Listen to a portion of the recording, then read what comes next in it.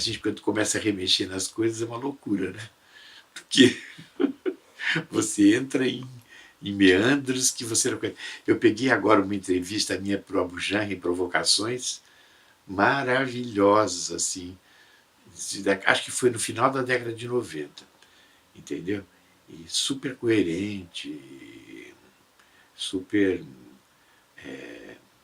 muito próxima do que eu sou hoje, entendeu? Assim, eu acho que é bacana a gente ver que a gente mantém essa linha do tempo com essa coerência, com esse. O Jean foi meu mestre, olha, tá aqui a foto dele.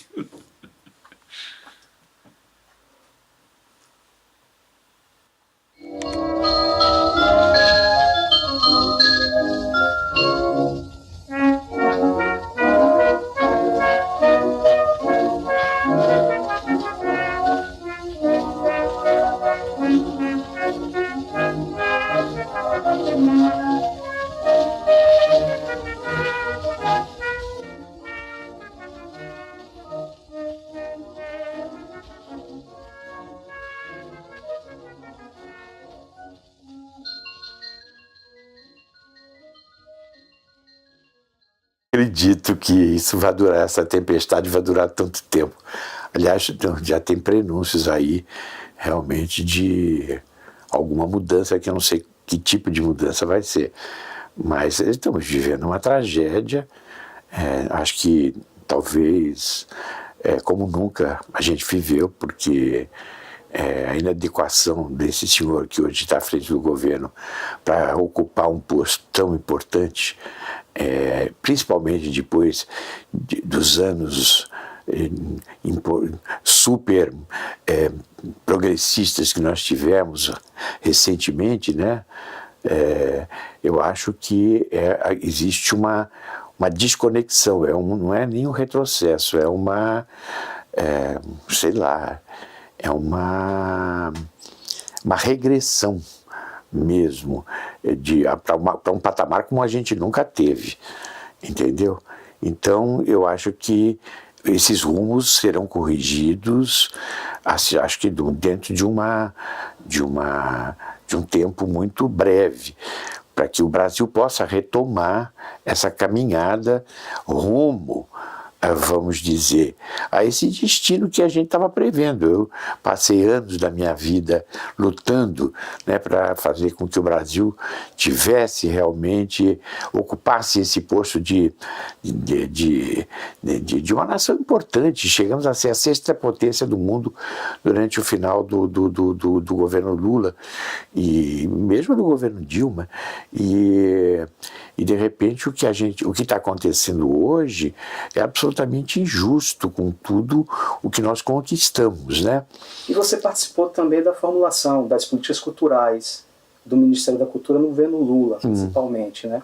Como você avalia as primeiras decisões do governo Bolsonaro na área cultural, a começar pela própria extinção do Ministério da Cultura? Bom, em primeiro lugar, esse governo se instalou sem nenhum projeto, entendeu? Não houve discussão nenhuma. Então, eu me lembro que quando nós chegamos ao governo em 2003, com a chegada do Lula ao governo, havia um clamor nacional contra a Lei Rouanet, entendeu? Dizendo que a Lei Rouanet, que tinha sido praticamente o governo Fernando Henrique trabalhou praticamente com a Lei Rouanet. O orçamento direto do governo Fernando Henrique era mínimo.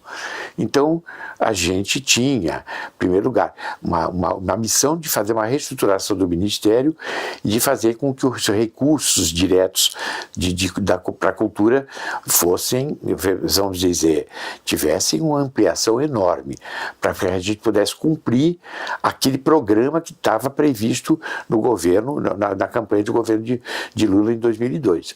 Mas a gente começou a discutir, então, o primeiro seminário que nós fizemos e que depois se multiplicou. Durante 9 anos, nós fizemos reuniões nacionais sobre o projeto cultural brasileiro, mas especificamente sobre a Lei Rouanet.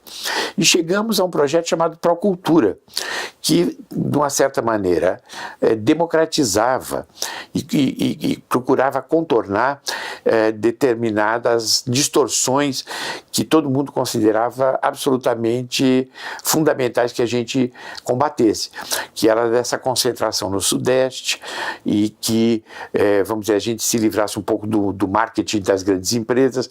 Então, metade do dinheiro da Lei Rouanet seria utilizado para editais diretos, ou seja, você concorrendo à Lei Rouanet, você já não precisava mais apelar para as grandes empresas, era já um subsídio estatal, mas direto, entendeu? Pro empreendedor. E a outra parte, que seria a outra metade, seria, vamos dizer, as pessoas poderiam utilizar o mesmo mecanismo da Lei Rouanet, só que com uma pontuação.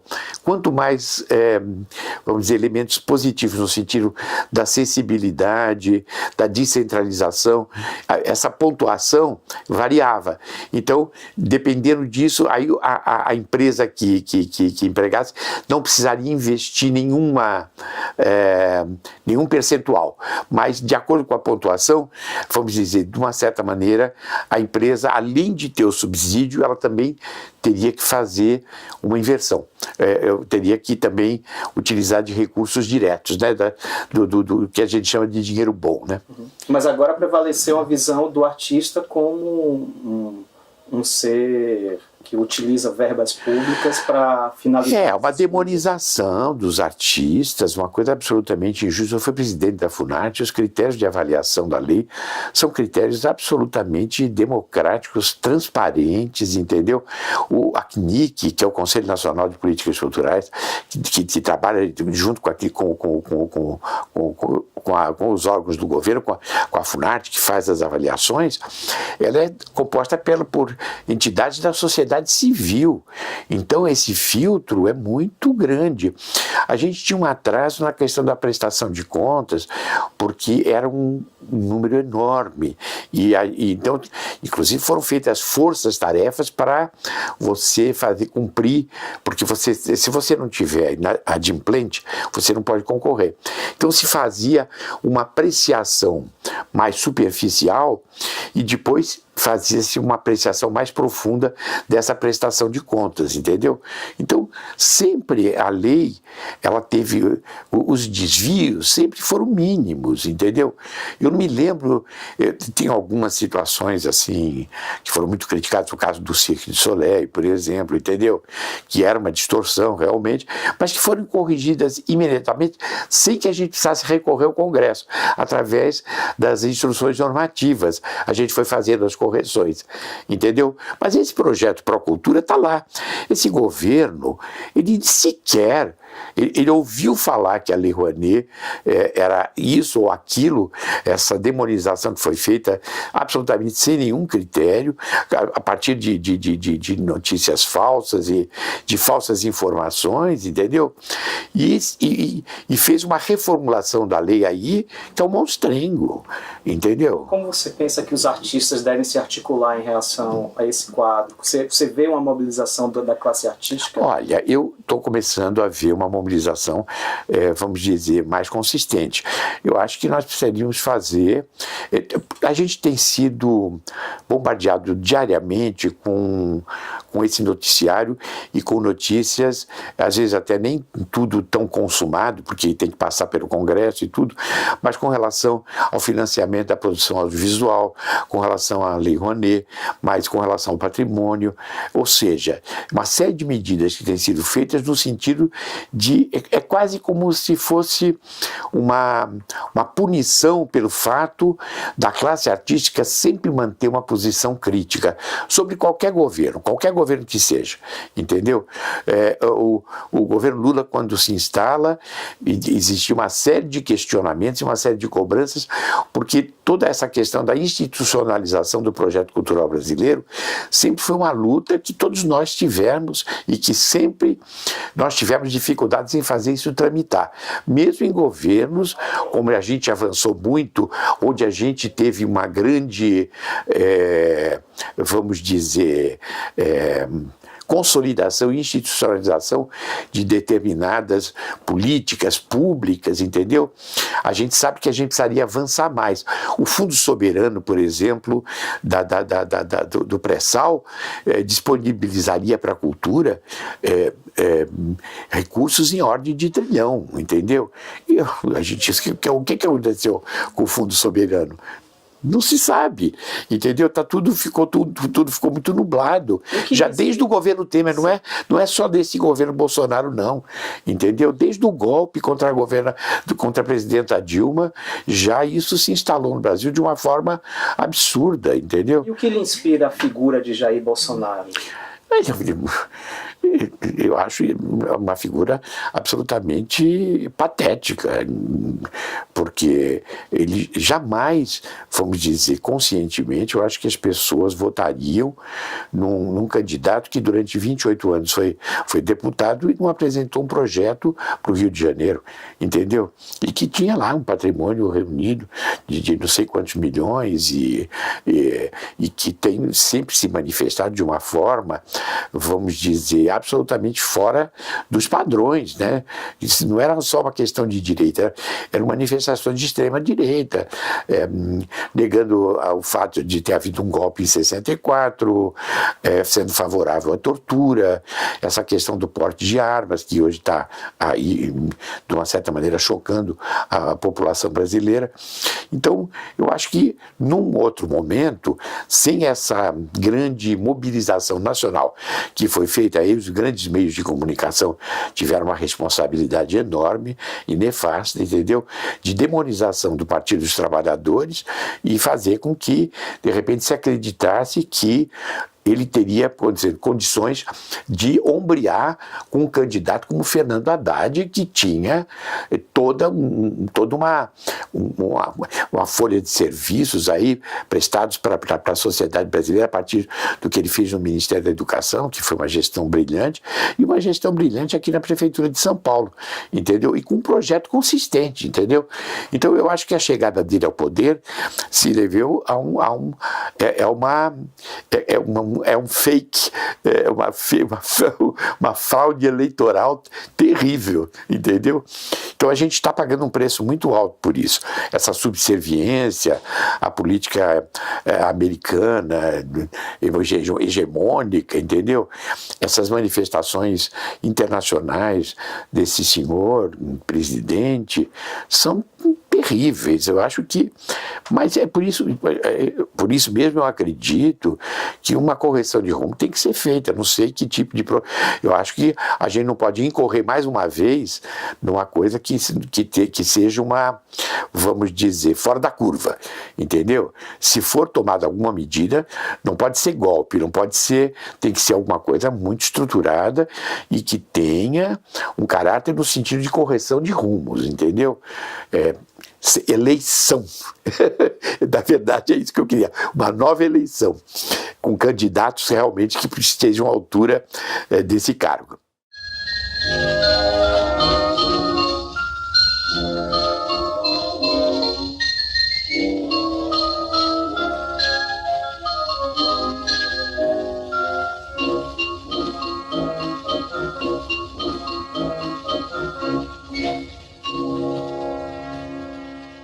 Você vai celebrar seus 80 anos com a peça Visitando o Sr. Green, do Jeff Barron, né? Você consegue apontar seus pontos de identificação com esse personagem? São 5 anos, esse ano é o 5º ano de Visitando o Sr. Green.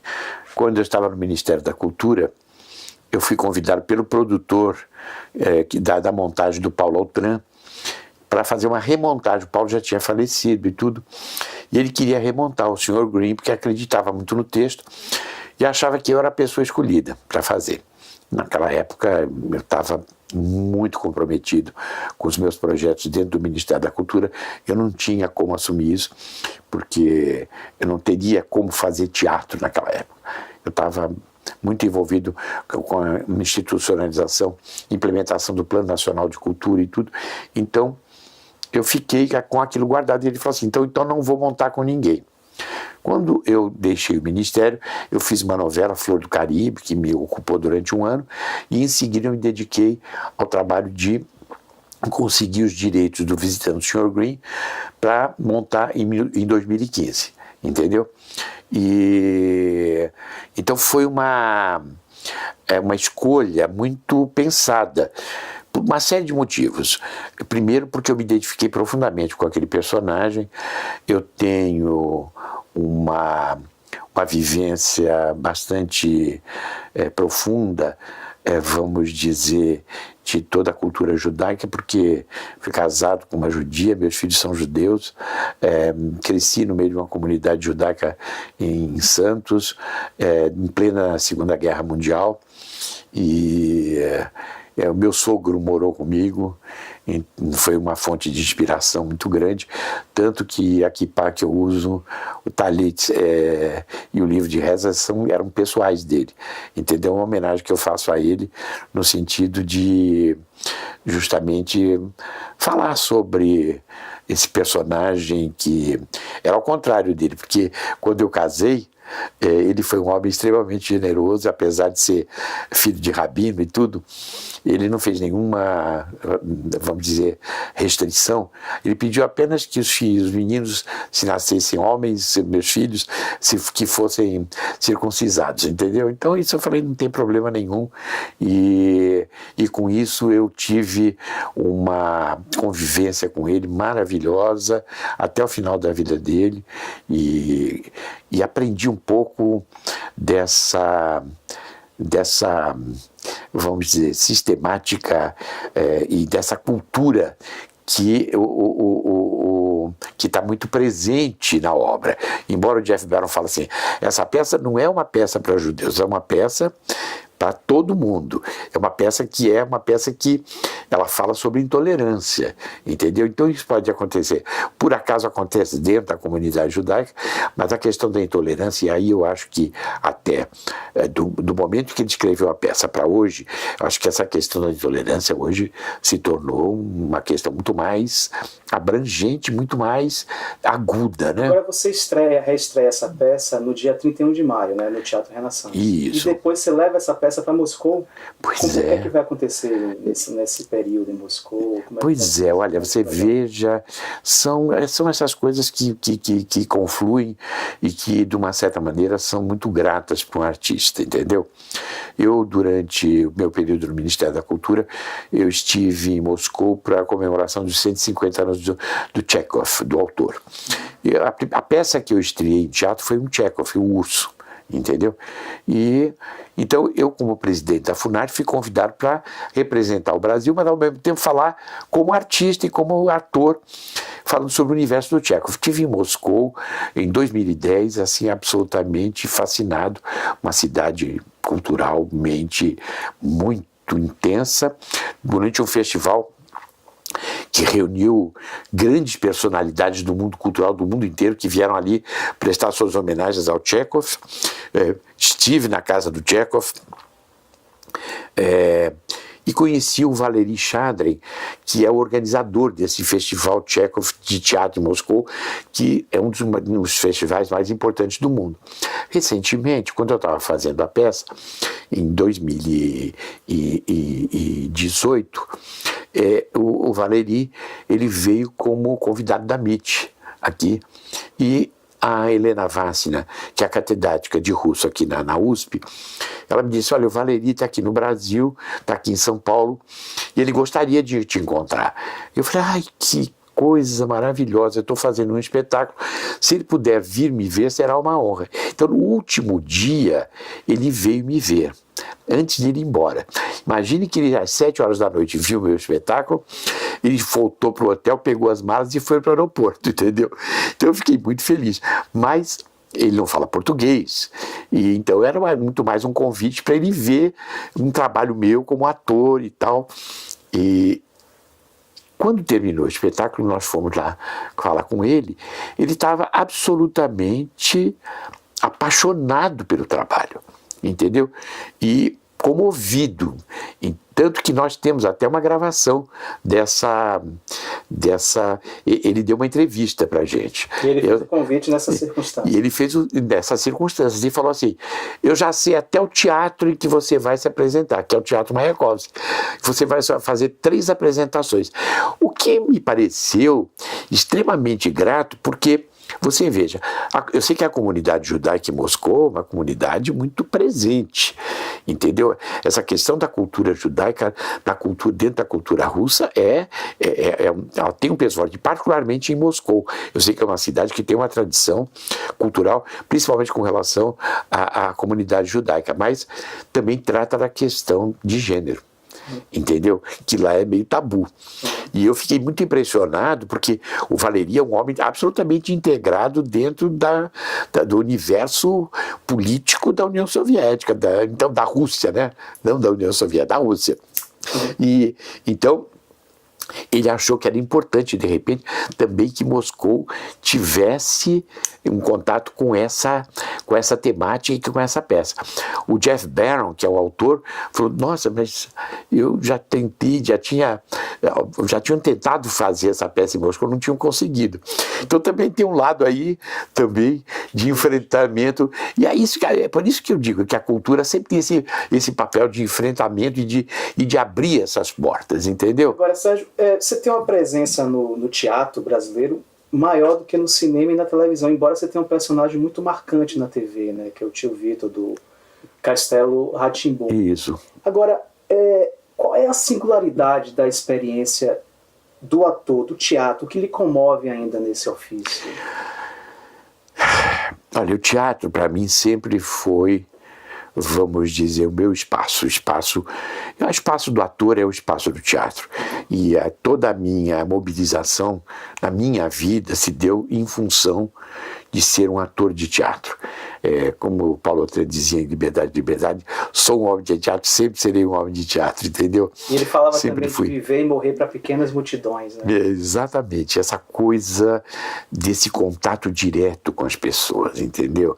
Que eu acredito profundamente que o teatro permanece intacto e permanece firme e permanece com essa intensidade durante 2000 anos do teatro ocidental, justamente porque ele não prescinde justamente desse contato direto com as pessoas, entendeu? Eu tenho uma carreira até consolidada dentro da televisão. Eu fiz o Eugênio do Vale Tudo, eu fiz Agosto, então, mas o teatro são mais de 80 peças como ator. Novelas 30 e poucas, entendeu? Filmes são 40 e poucos, entendeu? Então, a minha carreira, tudo isso está, de uma certa maneira, se interligado e conectado, mas, na verdade, a minha plataforma são justamente essas tábuas do Molière, entendeu? Que o Molière falava de você pisar as tábuas do teatro, né? Agora, você também tem um personagem que é importante dentro do Bandido da Luz Vermelha, que é um filme referencial, né, do cinema brasileiro, de 68, do Rogério Sganzella. Exato. Qual é a memória que você tem da gravação desse filme? Você tem uma cena dentro de um táxi, né? E é um filme muito importante para o cinema marginal, né? O dito cinema marginal. É verdade. Qual é a memória que você tem dessa? Eu vou contar uma historinha bonita. Eu fui um cinéfilo, sempre fui, continuo sendo, né?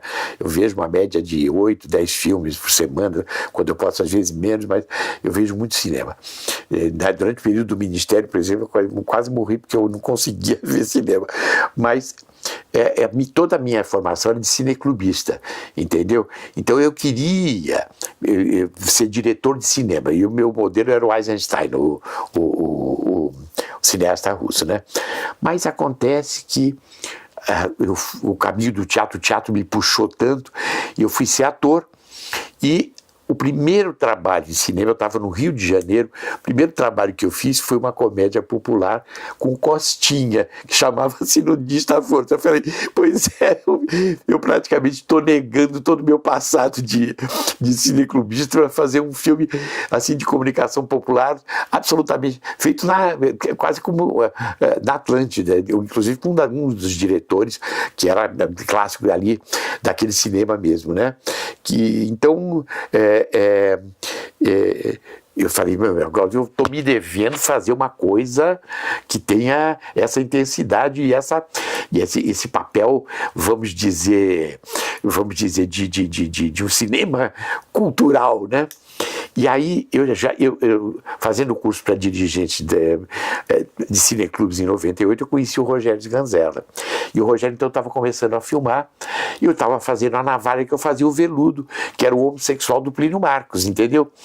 E o Rogério falou assim, eu tenho um homossexual que é um personagem muito pequeno também, como o Veludo, é episódico dentro do contexto do Bandido da Luz Vermelha, mas eu queria que você fizesse.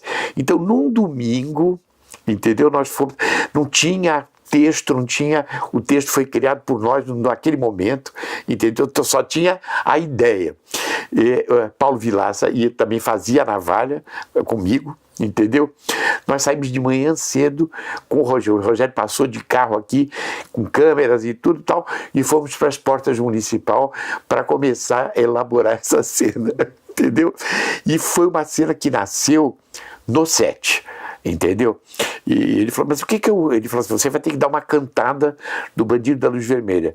E eu falei, mas como a cantada? Eu não sei, você que sabe, entendeu? Aí eu resolvi dar uma receita de pudim de maracujá para seduzir o bandido para ir para o meu apartamento.